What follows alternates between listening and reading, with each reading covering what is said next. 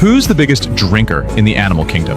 It's definitely not you two-legged apes. In Malaysia, there's a tiny pen-tailed tree shrew that every single night laps up the equivalent of 9 glasses of beer's worth of naturally fermented palm nectar and doesn't even get a buzz. A hamster can metabolize so much alcohol that scaled up to human size, it would be like drinking 6 bottles of high-proof liquor a day.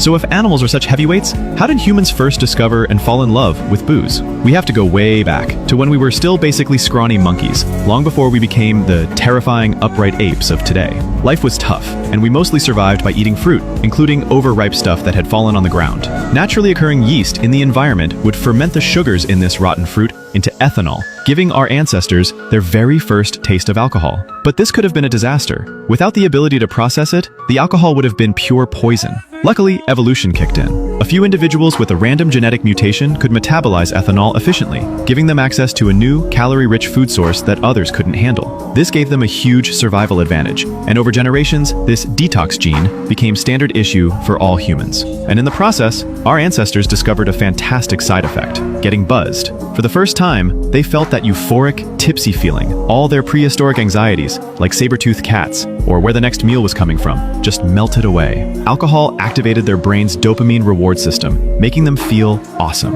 And since the booze came from fruit, it was sweet at first, and then it went straight to their head. Kind of like love.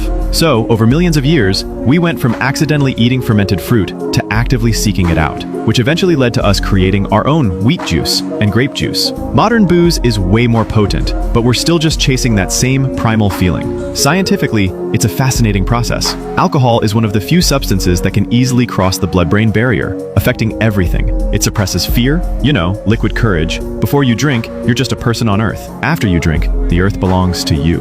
It turns a shy introvert into a life-of-the-party extrovert. And by suppressing your logical thinking, it can sometimes unlock a torrent of creativity, which might explain why so many writers and artists throughout history were such big fans of the drink.